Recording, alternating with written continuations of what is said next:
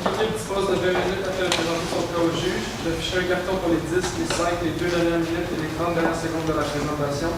Lors des 10 dernières secondes du discours, j'indiquerai à l'aide de mes deux mains le nombre de secondes restantes. Si vous n'avez pas terminé la présentation après 20 minutes, elle se verra arrêtée afin de passer à la période des questions. La période des questions a une durée maximale de 5 minutes est allouée au jury à la fin de la présentation. Et veuillez noter que vous ne pouvez en aucun temps dévoiler le nom à la provenance de l'université. J'ai aussi besoin de la lettre de votre équipe. F. Merci. Bonjour à vous, chers membres de la Fondation de l'Université d'administration de Montréal. Nous sommes très heureuses d'être ici aujourd'hui afin de vous présenter une stratégie gagnante pour aller fidéliser vos donateurs. Donc, je vous présente mes associés, Audrey Laliberté-Bédard, Audrey Lepage et moi-même, Sandrine Paquet. Nous sommes l'agence Synapse. Et chez Synapse, oui, on vous propose des idées, mais surtout, le plus important, on vous promet des résultats. Donc, avant de passer à l'agenda, il nous importe de faire une brève mise en contexte. Donc, on sait que vous êtes une fondation qui est reconnue internationalement. Vous êtes une fondation qui bénéficie aussi de la réputation d'excellence de l'université, une réputation qui n'est plus à faire. Vous offrez un très grand soutien aux étudiants. Donc, le 20% de vos dons qui sont amassés est affecté aux bourses étudiantes. Donc, c'est très important. Aussi, vous avez une sollicitation des dons qui sont variés. Donc, on sait que vous faites des entretiens téléphoniques aussi, vous avez des partenariats, etc. Donc, c'est une fondation qui est très importante. Donc, avant de plonger dans le vif du sujet, je vais vous présenter notre agenda qui va en 6 points. Donc, nous commencerons par vous présenter notre vision du mandat. S'en suivra, bien entendu, si nous voulons réaliser ce mandat, nous nous appuierons sur des analyses clés, à savoir l'analyse de l'environnement interne, l'analyse de l'environnement externe, ainsi que différentes analyses qui regroupent les marchés cibles ainsi que les concurrents. Le plan d'activation, pour sa part, repose sur les résultats de ces analyses, ainsi que sur notre expertise dans votre secteur d'activité. Pour terminer, nous vous présenterons le calendrier d'implantation ainsi que le budget. Et bien entendu, il est bien important de pouvoir mesurer, d'avoir un contrôle en fait, sur le suivi. Oui, si je peux continuer. Donc, notre mandat, nous, aujourd'hui, l'agence Synapse, c'est vraiment de vous proposer une stratégie marketing afin de structurer vos approches envers les groupes de donateurs clés. Notre but premier, c'est de vous offrir une stratégie, une solution qui va concorder avec votre mission, mais surtout qui va avoir des impacts positifs sur votre fondation. En fait, on a réalisé certaines analyses clés qui vont nous permettre d'appuyer nos stratégies. La première analyse qu'on a réalisée, c'est le diagnostic. Le diagnostic de la fondation, en fait, c'est simple, c'est d'identifier les forces, les points à améliorer, mais également les opportunités et les menaces qui s'offrent à vous sur le marché dans lequel vous évoluez. Si on regarde, votre principale force à l'heure actuelle, c'est le réseau diplômé que vous avez mis sur pied. Votre réseau diplômé compte plus de 70 000 anciens étudiants. Donc, c'est une source d'information, une banque de données que vous allez pouvoir utiliser pour aller convertir des anciens étudiants en donateurs. Et on va vous expliquer un petit peu plus tard comment on vous propose de le faire. Pour ce qui est des points à améliorer, en fait, c'est le manque de différenciation au niveau des approches que vous utilisez pour approcher justement les différentes cibles, donc les différentes personnes qui sont sujettes à donner pour votre fondation. Alors, c'est également un point qu'on va aborder un petit peu plus tard pour vous permettre de corriger le tir à ce niveau-là. Au niveau de l'opportunité qui s'offre à vous, c'est le marché international. Qu'est-ce qu'on veut dire à propos du marché international? C'est qu'en fait, plus d'un tiers des étudiants de votre université proviennent de l'extérieur. Donc, c'est des étudiants qui sont des diplômés, des futurs diplômés et des anciens diplômés également qu'on peut aller chercher pour aller chercher des dons supplémentaires. Ensuite, la menace à l'heure actuelle, c'est très d'actualité. En fait, c'est le scepticisme des donateurs.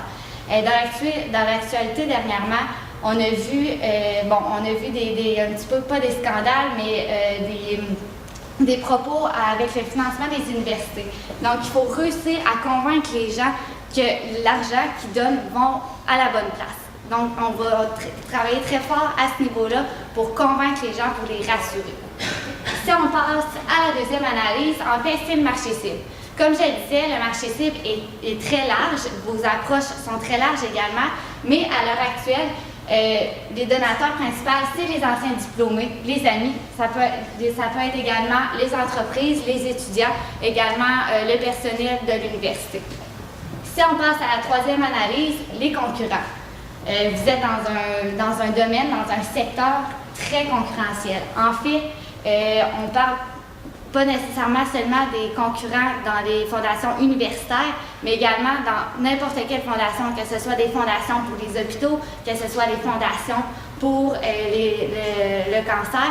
Donc, il faut se différencier, il faut convaincre les gens que votre fondation est aussi importante que celle pour les hôpitaux ou pour le cancer. Il faut leur donner une raison de vous faire confiance. Et finalement, la dernière analyse qu'on a faite, c'est le positionnement. Alors, comment les gens vous perçoivent la fondation? En fait, c'est simple, ils vous perçoivent comme une fondation qui est renommée par la renommée de votre université, entre autres, et aussi comme une fondation qui offre beaucoup de soutien à ses étudiants. On parlait plutôt du 20% qui est remis dans les projets étudiants et également dans les bourses étudiantes que vous remettez également avec tous les dons que vous recevez. Donc, qu'est-ce qu'on constate de tout ça, de ce que ma collègue vient de vous analyser? En fait, on le sait, elle l'a dit, on est dans un domaine qui est concurrentiel. Donc, on doit se démarquer. Comment on va faire ça? C'est vraiment en allant définir les groupes cibles. Ça va vous permettre d'élaborer une bonne stratégie de fidélisation au niveau de vos donateurs. Donc, nous, ce qu'on vous propose, c'est une stratégie gagnante. Une stratégie en 3 points. Premièrement, aller identifier les groupes cibles. Ensuite, aller élaborer un plan de fidélisation. Et finalement, aller définir des stratégies de communication. Si on regarde le premier volet, c'est vraiment d'identifier les groupes cibles. On en parlait tout tantôt, à l'heure actuelle, c'est très large. Quand on parle de groupes cibles, en fait, on parle des sources de financement qu'on pourrait aller chercher, les types de donateurs potentiels. Donc, on a les donateurs internes. Donc, quand on parle de donateurs internes, c'est les étudiants, les employés, les professeurs également. Si on veut une approche pour ce type de clientèle-là, il faut aller chercher le sentiment d'appartenance. Ça va être extrêmement important. C'est le sentiment d'appartenance qui va les faire donner. Si on regarde au niveau des sources externes, on peut parler des individus et des entreprises. Au niveau des individus, on parle des anciens diplômés, entre autres, et la meilleure approche qu'on va avoir, ça va être encore une fois le sentiment d'appartenance, mais également le côté émotionnel, le côté nostalgique. C'est ce qui va nous permettre d'aller chercher des dons de cette cible-là.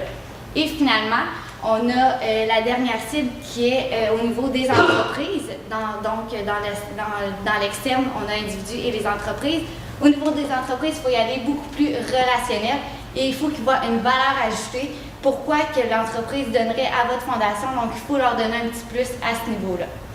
Par contre, notre mandat, c'est vraiment d'identifier les sources clés qui vont vous permettre d'aller chercher davantage de dons. Donc, si on prend en considération notre mandat, on va se concentrer davantage sur les individus, donc une source externe. On va cibler surtout les anciens diplômés. Donc, le deuxième point de la stratégie gagnante, en fait, c'est vraiment d'aller élaborer le plan de fidélisation. Donc, comme Audrey l'a encore dit précédemment, vous êtes dans un domaine qui est concurrentiel. Donc, et le but ultime est vraiment d'aller fidéliser les donateurs. Comment on va faire pour aller les fidéliser? Premièrement, en les attirant. Il faut aller chercher le premier don, en fait. Il faut que ça soit quelque chose qui est ponctuel, quelque chose qui est spontané. Aller chercher le premier don de chacun. Ensuite, on doit les convaincre, la conviction. Les gens doivent avoir un intérêt pour la cause, ils doivent devenir, en fait, les apôtres de votre cause. Ils doivent avoir ça à cœur. Finalement, le troisième point pour la stratégie de fidélisation, c'est la fidélisation. En fait, les gens doivent, il faut que ça continue en fait tout le temps, il faut qu'ils se sentent associés à votre cause et que ça continue sur plusieurs années, il faut que ça soit spontané en fait. À chaque année, ils ne se posent même pas la question, ils se disent « OK, oui, je vais donner pour cette cause-là ». Le troisième volet, et non le moindre, soit définir les stratégies de communication. Ma collègue Sandrine vient de vous le dire, le point le plus important, c'est vraiment d'attirer le premier don, l'attraction. Par exemple, La fidélisation, c'est un point qui est tout autant important parce qu'on veut justement amener à la répétition de ce don-là. Comment on va procéder? C'est bien simple, c'est en définissant 3 stratégies de communication, en fait 2, dont une qui est dans la troisième, excusez-moi. Ce serait de définir en premier lieu un événement annuel qui permettrait aux diplômés de venir se réunir à chaque année et ainsi de profiter si on peut dire, d'une soirée speed dating réseautage. Donc, dans cet événement-là, bien entendu, on aurait les diplômés autant si on peut dire, locaux qu'internationaux.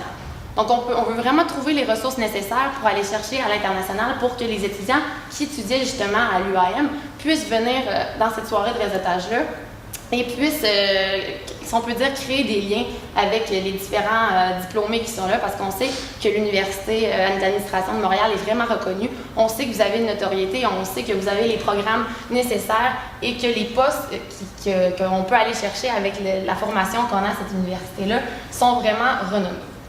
Donc cet événement-là, en fait, comme je vous disais, c'est un événement de réseautage. C'est comment on va aller rejoindre, en fait, le bassin des anciens diplômés. C'est bien simple. On va aller rejoindre, comme on vous l'a dit un petit peu précédemment, mon collègue vous a mentionné, vous avez une banque de données d'environ 70 000 anciens étudiants.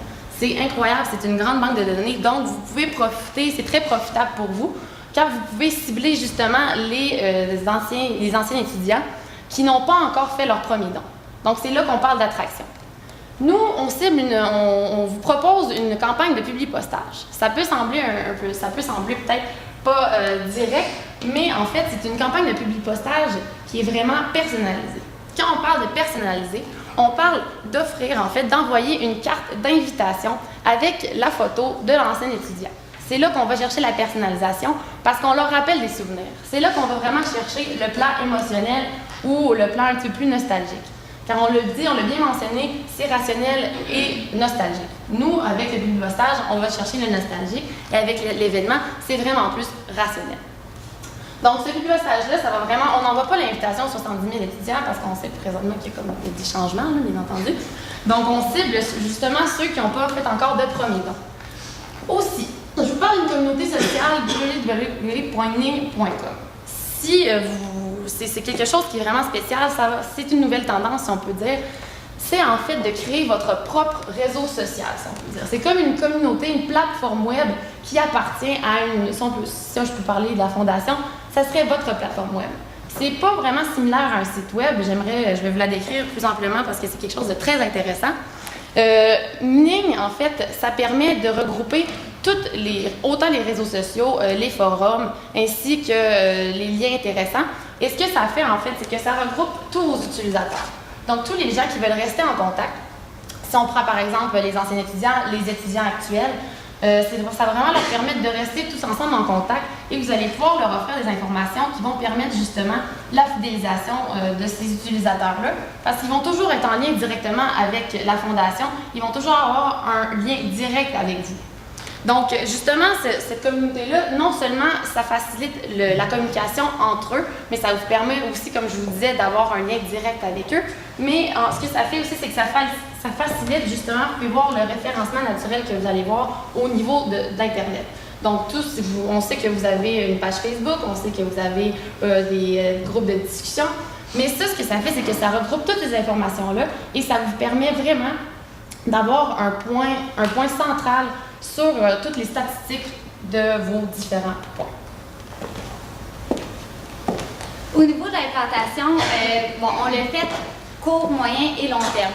À court terme, on parle d'une période d'environ 1 an. Notre but, c'est vraiment de mettre l'événement sur pied, de préparer notre publipostage avec les photos des anciens étudiants un petit peu vintage pour aller chercher, comme Audrey disait, le côté émotionnel.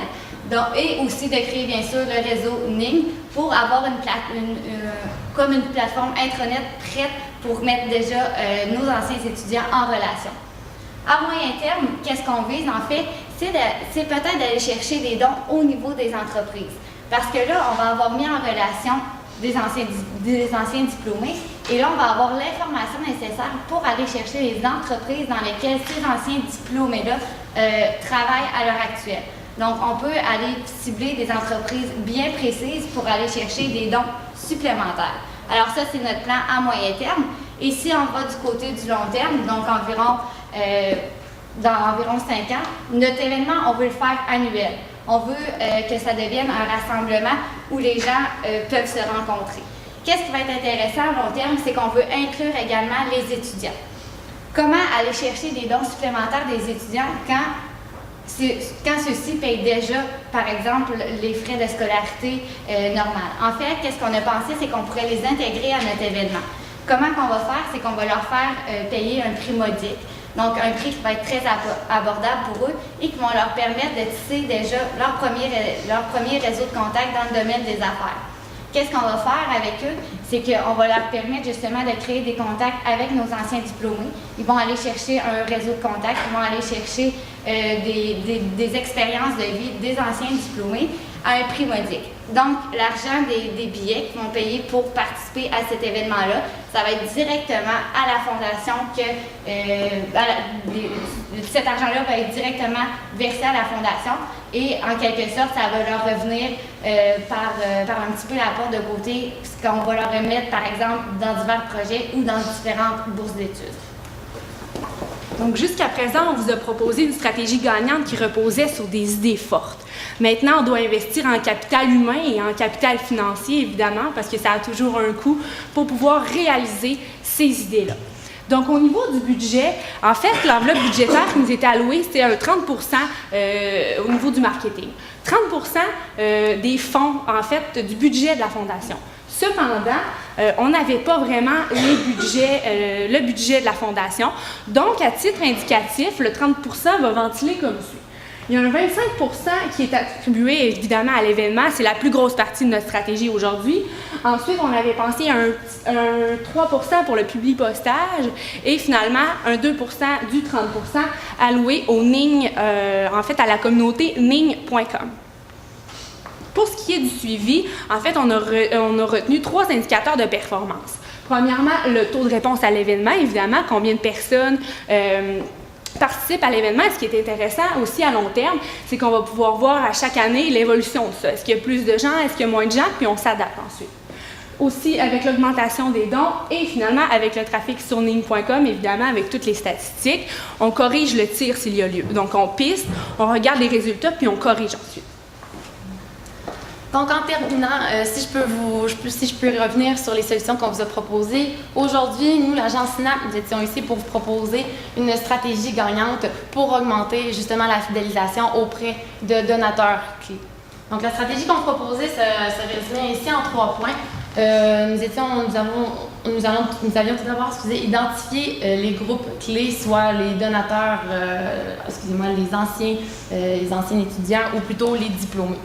Ensuite, il fallait bien entendu élaborer les stratégies clés, soit les stratégies de communication pour aller rejoindre justement ces donateurs-là et justement stimuler l'attraction. Et bien, comme je vous disais aussi, l'événement, c'était vraiment notre élément clé aujourd'hui. C'était vraiment ce qui va permettre justement cette attraction-là et la fidélisation à long terme. J'aimerais terminer en vous disant un grand merci. Merci de nous avoir accordé votre confiance pour nous avoir confié ce mandat-là. Et nous serons définitivement fiers d'être les acteurs clés de votre réussite. Donc, on est disponible pour une période de questions.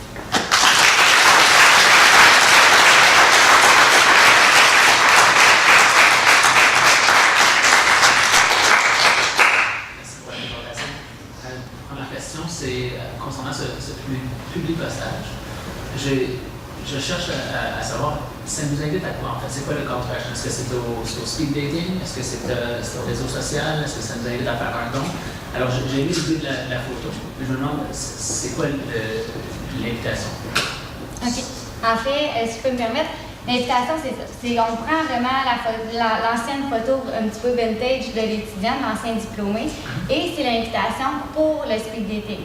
Et une fois, que la personne va confirmer sa présence, on va lui demander également d'identifier un champ d'intérêt, quelques champs d'intérêt pour qu'on puisse faire des bons matchs avec d'autres anciens diplômés pour que vraiment on crée des situations gagnant-gagnant dans le speed dating et pour avoir une valeur ajoutée vraiment pour les personnes qui vont participer. Donc, c'est vraiment pour participer à l'événement, en speed dating. Vous avez dit pour gagner des dons, il faut avoir un point qui est différent des autres associations ou fondations. En Ça ne serait pas le message clé que vous voulez communiquer avec les personnes qui donnent déjà ou qui pourraient donner à la Fondation? C'est quoi le message en fait que vous voulez inspirer? Oui, si je peux me permettre. En fait, selon moi, j'espère que mes collègues vont m'appuyer là-dessus.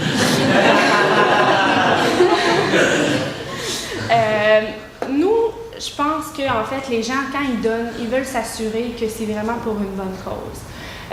Les étudiants sont au courant, tout le monde est au courant. L'université, ça mène loin. C'est vraiment quelque chose qui est important pour l'avenir. Et je pense que dans nos stratégies de communication, le message qu'on veut véhiculer, c'est que les dons, ça mène quelque part. C'est quelque chose qui contribue à la réussite des gens de l'université et qui fait de nous là, des gens plus c'est ça. Si je peux me permettre de rajouter, vous avez demandé la différenciation. Eh bien, la différenciation, c'est vraiment avec notre événement. Oui, les gens donnent, mais ils vont avoir quelque chose en retour qui vont être bénéfique pour eux dans leur carrière, dans leur vie personnelle. Donc, c'est vraiment à ce point-là qu'on se différencie. Alors, un bon temps de votre présentation, on a mis l'emphase sur les anciens. Et puis, finalement, à moyen terme, on a parlé des entreprises. Alors, quelle sera la différence dans la façon dont on va communiquer pour obtenir les noms des entreprises versus le plan quand même assez élaboré que vous avez mis en place pour les anciens? Si je peux me permettre. Les anciens étudiants, présentement, si on peut dire les diplômés, on sait que ce sont présentement les gens on sait que le taux de placement est environ de 6 mois maximum. On sait que 98% des étudiants de l'UAM se placent après 6 mois. Donc, on peut vraiment bénéficier de ça et aller chercher justement ces anciens étudiants-là qui sont présentement dans les entreprises et ensuite s'intégrer à l'interne et aller chercher des sollicitations et des dons à partir des entreprises, justement, des anciens étudiants. J'ai beaucoup aimé le concept de name.com pour regrouper tous les médias sociaux et puis toutes les initiatives en ligne. Est-ce que vous avez un objectif de trafic, en fait, de anciens diplômés ou quoi que ce soit dans la première année de cette initiative-là?